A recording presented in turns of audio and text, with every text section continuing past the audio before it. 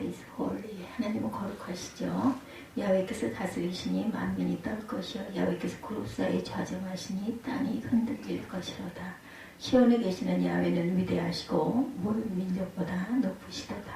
주의 크고 두려운 이름을 찬송할지니 그는 거룩하심이로다. 여기 그는 거룩하심이로다. 맨 마지막 구절에도 너희는 야훼 우리 하나님을 높이고 그 성산에서 예비할지어다. 여호와 우리 하나님은 거룩하심이로다. 이렇게 말씀하고 있습니다. 예, 거룩하심이로다 라는 말씀이 반복이 돼서 나오지만 뭐 수십 번, 수백 번을 우리가 외쳐도 부족하죠. 5절에도 그는 거룩하시로다 나오고 있습니다. 그는 거룩하심이로다. 그는 거룩하심이로다. 또한 9절에도 우리 하나님은 거룩하시로다. Our God is holy입니다. 우리 하나님은 거룩하십니다. 하나님을 믿는 우리에게 하나님의 어떤 분이신지 아는 것 대단히 중요하죠. 이미 하나님에 대하여 많이 들으셨을 것입니다. 온 세상의 창조자이시고 유일하신 신이시며 위대하시고 지금도 천하 만물을 다스리는 분이시죠. 시편 99편은 그 하나님의 속성 중 하나인 거룩함을 노래하고 있습니다.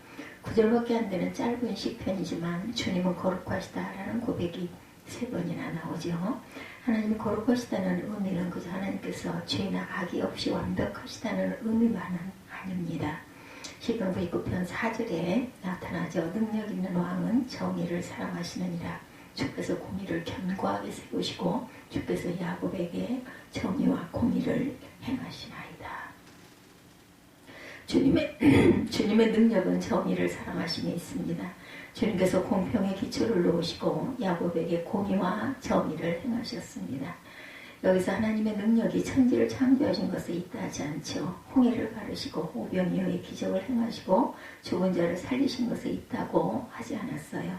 시편 기자는 하나님의 능력이 정의를 사랑함에 있다 이렇게 말씀합니다. 이것이 하나님께서 세상 다른 신들과 다른 차이점입니다. 하나님께서 정의를 사랑하신다는 말은 정의를 중요하게 여기신다. 법을 만드시고 철저히 지키신다. 옳고 그른 것을 분명히 판단하신다라는 의미만이 아니라 사랑하는 대상은 하나입니다. 하나님께서 사랑하는 대상은 사람이라는 거죠. 그러므로 하나님께서 정의를 사랑하는 건 역시 사람을 사랑하시기 때문이라는 것. 우리를 보실 때 하나님께서 거룩한 자냐 죄인이냐 판단하시는 것이 아니라 죄인을 거룩하게 하기를 기뻐하신다라는 의미입니다. 그래서 우리는 거룩하신 하나님 앞에 나아갈 수 있다는 것이죠. 시편 기자는 하나님께서 공평의 기초를 놓으시고 야곱에게 공의와 정의를 행하게 하신다라고 했어요. 그 말은 하나님께서 단순히 공평, 공의, 정의를 목표로 삼으셨다라는 말이 아닙니다. 세상이 정의로운 세상이 되어 억울한 사람, 소외된 사람, 멸시받는 사람이 없게 하라 하신 것이죠. 하나님은 거룩하시지만 그의 관심은 언제나 사람에게 있다라는 것. 성도들은 다 거룩해지려고 다 애를 씁니다. 그러나 안타깝게도 진정한 거룩함을 또한 알지 못하기도 하죠. 거룩함을 그저 방탕한 생활을 청산하고 죄인과 어울리지 않고 성경을 더 많이 보고 기도 많이 하려고 애쓰는 것이다 이렇게 생각을 하죠. 그래서 거룩하려고 애를 쓰면서 대부분 무서운 바리새인처럼 변해버리고 맙니다. 바리새인은 당시에 가장 경건하고 거룩한 삶을 산다고 자타가 인정했던 사람들입니다. 그런데 그들은 어떤 사람들이었어요? 간음하다가 현장에서 붙잡혀온 여인에게 돌을 던져 죽이려 했던 사람들. 무섭죠? 이것이 그들 방식으로 하나님의 말씀을 지키는 것이고 그들 기준의 거룩이었어요. 죄인과 한 동네에 함께 살 수 없다는 것이죠. 이것은 진정한 거룩이 아닙니다. 그 속에 사랑이 없기 때문이죠. 시편 99편은 두 고백을 계속 반복합니다. 하나님을 찬양하라. 그리고 하나님은 거룩하시다. 만약 하나님의 거룩함을 바리새인과 같았다면 이 둘은 함께 할 수 없는 단어입니다. 죄인인 우리가 어떻게 거룩한 하나님 앞에서 그분을 찬양할 수 있겠습니까? 99편 1절에 주님께서 다스리시니 뭇 백성아 떨어라. 주님께서 그룹 위에 앉으시니 온 땅아 흔들려라. 우리 하나님을 찬양하려면 하나님께서는 야 됐다 야야 됐다 저리 꺼져 더러운 입으로 어찌 내 이름을 부르며 나를 찬양한다고 하느냐 이렇게 말할 것 것입니다. 세상은 벌써 심판을 받고도 남았겠죠. 몇 번 심판을 받았을 것 같아요. 세상은 존재하지 않을 것 같습니다. 그러나 오히려 거룩하신 하나님께서는 죄인인 우리에게 계속 다가오셨어요. 독생자를 주셨고 십자가에서 우리를 위하여 죽으셨습니다. 성령으로 우리 안에 임재하셨습니다. 우리를 깨끗하게 만들고 거룩하게 세우시려는 것이죠. 하나님은 정의 자체를 사랑하신 것이 아니고 우리를 사랑하신 것입니다. 그리고 억울한 사람, 눈물을 흘리는 사람이 없도록 세상도 정의로워지기를 원하시는 것이죠. 많은 경건한 성도들이 품행이 좋지 않고 교양이 없는 사람들을 벌레 보듯하며 가까이 하기를 싫어합니다. 마음으로 나는 당신과 달라. 나와 당신은 어울리지 않아. 이렇게 생각합니다. 억울한 사람, 가난한 사람, 소외된 사람을 돕기는 하지만 대부분 헌금하여 누군가를 통하여 돕기 원하지 그들과 함께하는 것을 꺼립니다. 이것은 하나님의 거룩함이 아닙니다. 사랑이 없기 때문이죠.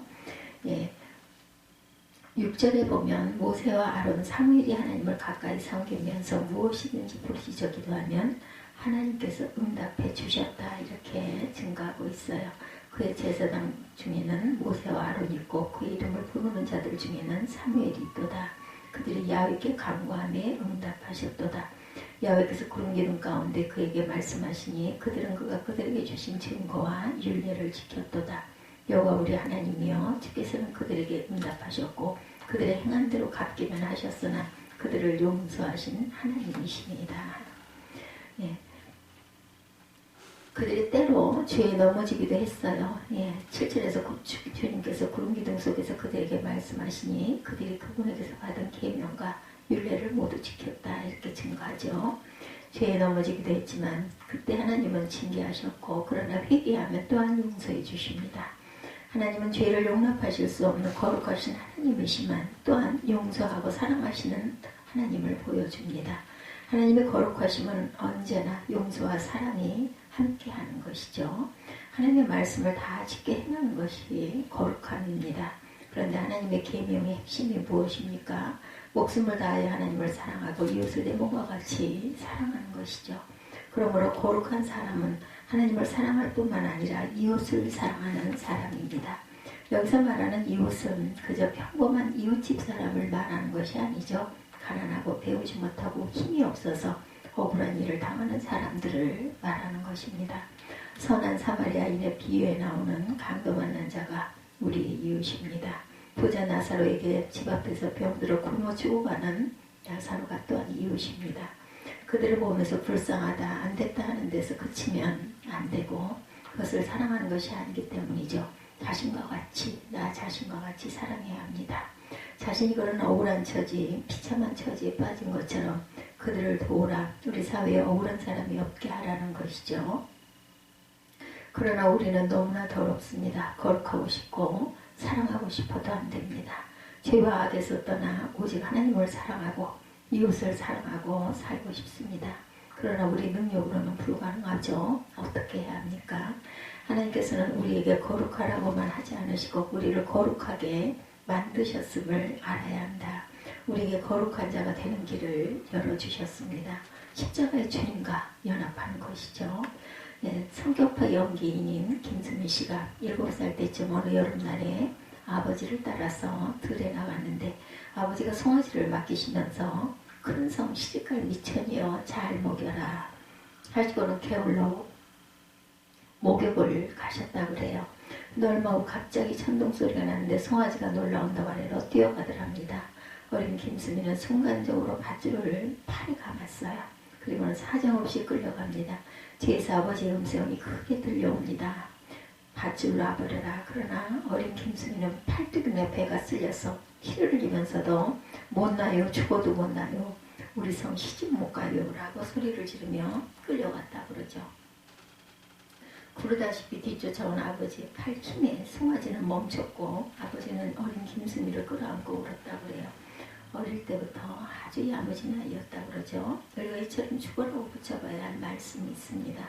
고린도전서 1장 30절에 너희는 하나님으로부터 나서 그래서 예수 안에 있고 예수는 하나님으로부터 나와서 우리에게 치유와 의로움과 거룩함과 구원함이 되셨으니 우리가 거룩하게 되는 일은 이미 끝났습니다. 이미 이루어졌어요.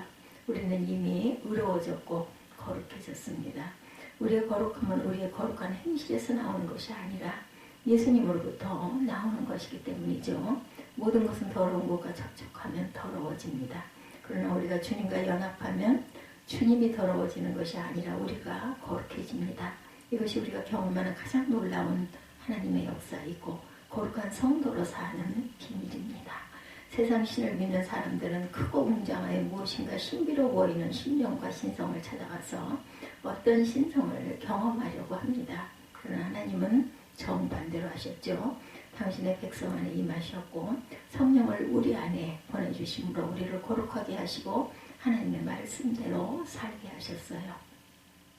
이것은 정말 놀라운 일입니다. 이런 종교는 없습니다. 이것이 우리가 거룩한 성도로 사는 비밀입니다. 우리는 이 놀라운 복음을 실제 삶에서 누려야 합니다. 그래서 영성일기들을 쓰고 24시간 주님을 바라보려고 애를 쓰고 노력들을 한다는 거죠.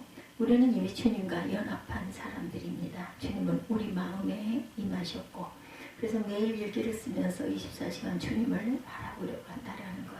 우리가 이처럼 주님과 동행하기를 갈망하는 것이 소문이 납니다. 또한 많은 사람들이 관심을 가지고 우리를 또한 지켜보기도 합니다. 그런데 우리가 이처럼 24시간 주님을 바라보려는 것에 대해서 우려하는 사람도 또한 있습니다. 그들이 걱정하는 것은 우리가 주님과 하나 되는 것만 갈망하게 되는 것이죠. 세상은 너무 타락하고 억울한 사람은 너무나 많은데 그들에게는 아무런 관심이 없이 자기만 경건하고 거룩하다고 만족하는 사람이 될 수도 있다는 것. 그러나 우리가 정말 주님과 하나 되고 동행한다면 하나처럼 정의를 사랑하게 된다고 저는 확신합니다. 전에는 자기 자신만 생각하고 살았지만 주님과 동행하면 가난하고 소외된 이들을 돕게 됩니다.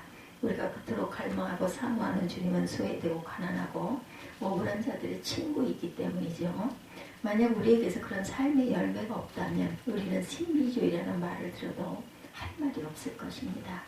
우리 교회 안에 어려운 이들을 섬기는 일들이 계속 일어나는 것에 우리가 감사하고 우리가 주님과 동행하고 있다는 증거를 기뻐해야 하겠습니다. 매일 지극한 마음으로 주목자들을 섬기는 교우들이 계시죠. 그들이 거룩한 사람들입니다. 저는 이런 일이 교회 안에서 더욱 많아지기를 기도합니다. 박보영 목사님이 39세에 목사가 되기로 결심하셨는데 자신이 목사가 되기를 오래 기도하셨던 할아버지 박용익 목사님을 찾아갑니다. 그때 늦었지만 목사가 되겠다는 손자를 기뻐하면서 해주시는 말씀이 있었는데 사랑할 수 없는 사람을 사랑하시게 용서할 수 없는 사람을 용서하시게 겸손하게 낮은 자리로 내려와서 섬기시게 어떤 변명도 하지 마시게 그리고 성자가 되시게 그리고 1997년 경기도 안성에서 교회를 개척하셨다고 그러죠. 교인이 한 사람도 없던 어느 날 밤늦게까지 교회에서 기도하고 집으로 들어갔는데 3주 강도가 집 앞에 서 있더랍니다. 현관문을 열던 목사님의 배와 목에 강도 3명이 칼을 들이댄 것입니다. 근데 이상하게도 목사님 마음이 편안하더랍니다. 날 찌르시오. 빨리 좋은 곳으로 가게. 일전 침묵이 흘렀는데 서슬퍼런 강도들이 하나둘씩 칼을 내리고 고개를 숙이더랍니다. 그들이 목사님 교회의 첫 성도가 되었고 그들이 데리고 온 안성의 조폭 전과자 불량배들과 함께 살게 됩니다. 하루는 박 목사님이 아파서 누워있는데 가장 사랑해준 아이가 살며시 들어오더니 목사님 지갑을 꺼내 돈을 몽땅 가지고 나가더라는 거죠. 나중에 그 아이가 다시 찾아왔을 때 배신감이 너무 커서 너 같은 것 같이 있을 수 없으니 다른 곳으로 가라고 하면서 비상금으로 숨겨뒀던 돈까지 털어서 쥐어주고 보내버렸다고 합니다. 그런데도 주일마다 찾아오는 아이를 보고 주님은 나를 위해 십자가 두시셨는데 나는 저 아이를 용서하지 못하나 하는 가책을 받아서 아이를 용서하기로 하고 잠시나마 미워했던 것을 아이 앞에 무릎을 꿇고 용서를 빌었다고 하죠. 의붓아버지와 아들에게 성폭행을 당하고 버려진 여자아이를 데려다 키웠는데 중3인가 되었을 때 군대에서 휴가 나온 그의 의붓오빠 품에서 10일을 지내다가 몹쓸 성병에 걸립니다. 학교 양호실에 가서 상담을 하다가 어디서 이런 일이 벌어지는지 아는 추궁을 당하자 의붓오빠 이야기를 하면서 학교에 다닐 수 없을 것 같아 목사님한테 당했다고 거짓말을 했다고 그래요. 그로 인해서 한동안 못된 목사로 누명을 쓰고 동네에서 손가락질을 당합니다. 그러나 그 아이가 학교에 다니지 못하는 일은 막으려고 끝까지 자기가 했다고 하라고 신신당부를 했답니다. 근데 그 아이가 죄책감을 견디지 못해 학교 가서 진실을 말하여 억울한 누명을 놓고 목사님은 오히려 존경과 신뢰를 받게 됐다 그러죠. 문제는 불황아를 맞고 하나밖에 없는 교인인 집사 내외와 그 아이를 내보내라고 요구하는 일이 벌어졌다고 합니다. 저런 몹쓸 아이와 같이 교회 생활을 할 수 없다는 거죠. 예. 안 내보내면 자신들이 교회로 옮기겠다고 하면서 양자 태기를 요구하더랍니다. 목사님이 기도하고 고민하다가 집사님 내부는 갈 수 있는 다른 교회가 많겠지만 예. 이 아이는 이곳에서 버림받으면 갈 곳이 없으니 아이를 택하겠다 이렇게 대답을 하셨다 그러죠. 그 후 교회를 떠난 집사 내외가 경영하는 중국집에 새벽기도 후 찾아가서 마지막 신방을 하며 축복을 해주었다 그래요. 여러분에게는 박보영 목사님의 일화가 어떻게 들리십니까? 이것이 정의를 사랑하는 것입니다. 박 목사님은 누구보다도 옳고 그른 것이 분명하셨어요. 그런 거룩하게 살기를 갈망합니다. 그러나 그것은 조폭이고 도둑질을 하고 방탕한 아이들을 버리는 것이 아니었고 그들을 사랑하고 그들이 바로 서도록 도우려는 것임을 알았다는 거죠. 그래서 불황한 노숙자, 깡패, 도둑놈들로 구성된 교인들에게 수모와 매맞음과 고통을 당하면서도 그들을 사랑하여 신학생으로 목회자로 어엿한 대학생 사회인으로 세워줬다 그러죠. 박보영 목사님은 어떻게 그렇게 살 수 있었을까요? 여러분들. 그가 주님과 연합한 자였고 성령으로 살았고 그래서 하나님께서 거룩하게 세워주셨기 때문입니다. 우리가 세상 사람들 앞에서 하나님의 거룩하심을 드러내는 것이 고작 식사 기도하는 정도가 아니어야 합니다.